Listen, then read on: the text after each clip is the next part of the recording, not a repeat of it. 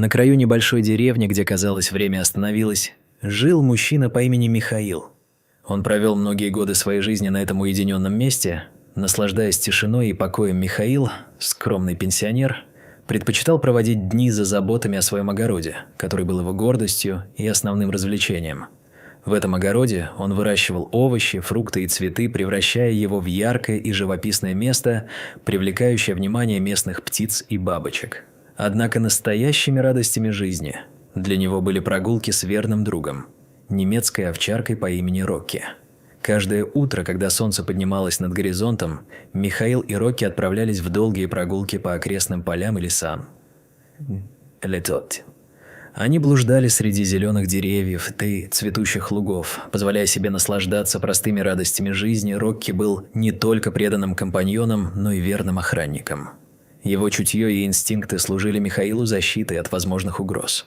Однажды, когда солнечные лучи пробивались сквозь листву и наполняли мир мягким светом, Рокки вернулся из леса, притаскивая в зубах странные камни. Михаил, сидя на скамейке, обратил на это внимание, но не придавал значения. «Наверняка это просто игривость», – подумал он, улыбаясь, но все же решил оставить находки рядом с домом на случай, если эти камни окажутся чем-то интересным.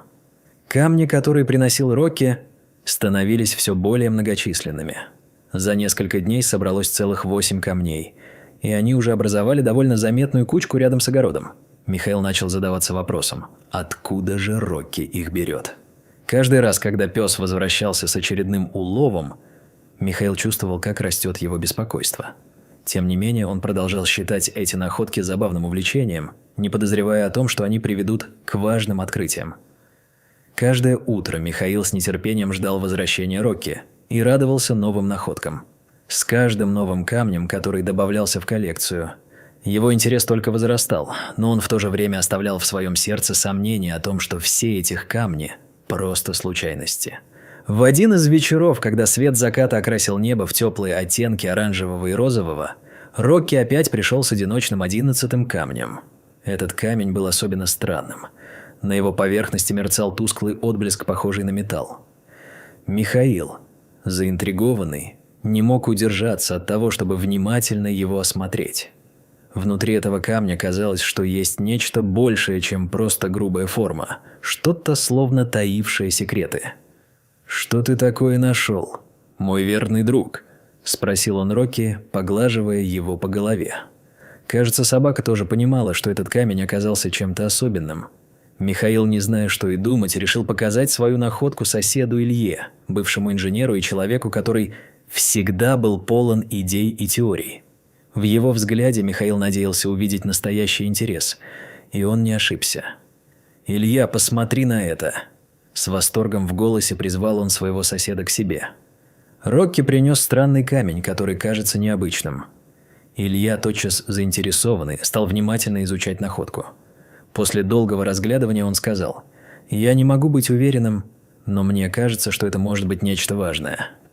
Давай-ка проверим это место с металлоискателем». «Уверен, мы что-то найдем».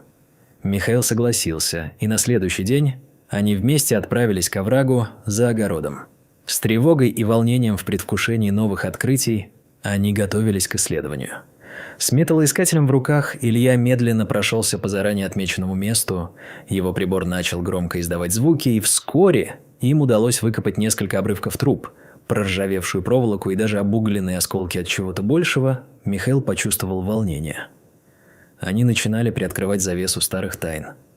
Илья заметил, что некоторые из находок выглядят особенно старыми и, возможно, даже имеют историческую ценность. С каждым новым предметом возникало ощущение, что под землей могут скрываться остатки чего-то более масштабного, чем им казалось. Михаил и Илья начали волноваться о том, где это может их привести.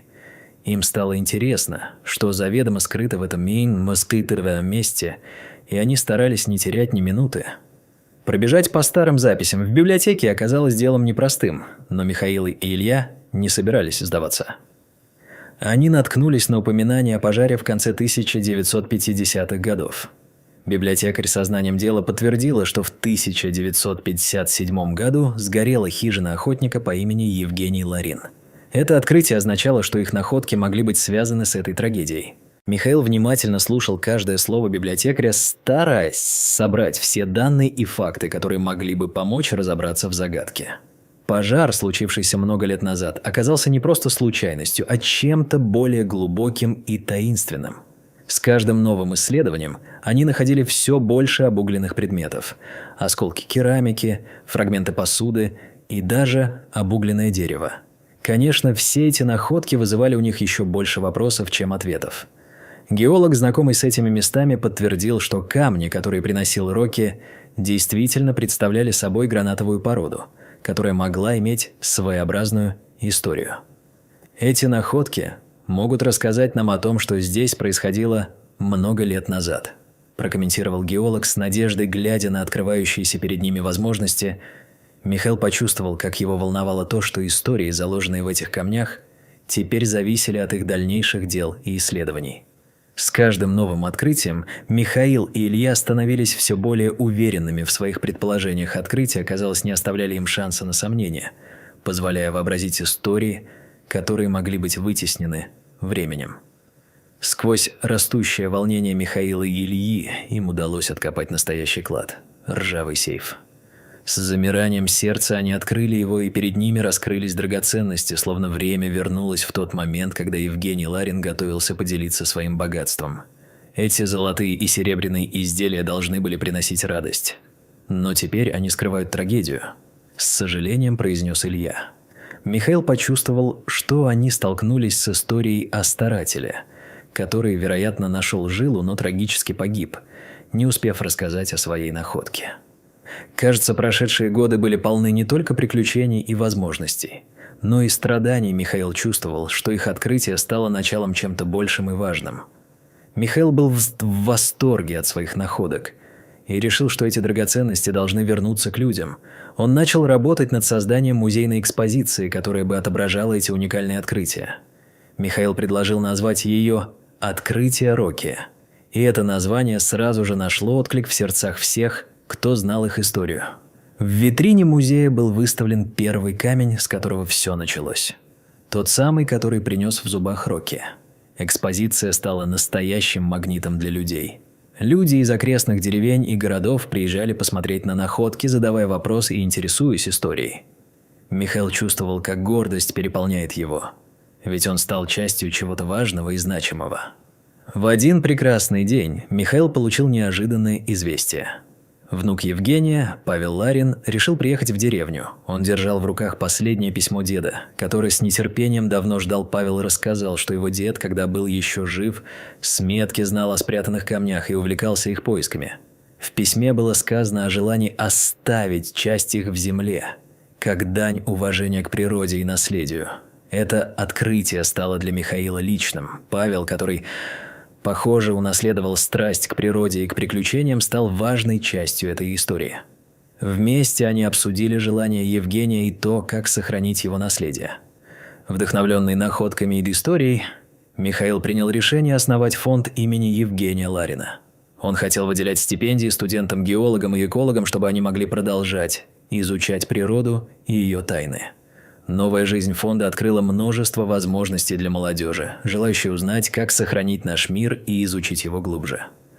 Михаил организовал выставки, чтобы привлечь финансирование, и даже сотрудничал с местными школами, предлагая увлекательные программы для студентов. Он хотел, чтобы учащиеся могли не только учиться, но и ощутить связь с историей, изучая окружающую среду и учась, как важно сохранять природу. Когда Рокки больше не приносил камней, Михаил не удивился. Он понимал, что его верный друг выполнил свою миссию. Михаил глубоко думал о том, что животные могут чувствовать прошлое, сохраняя в себе его тайны и воспоминания.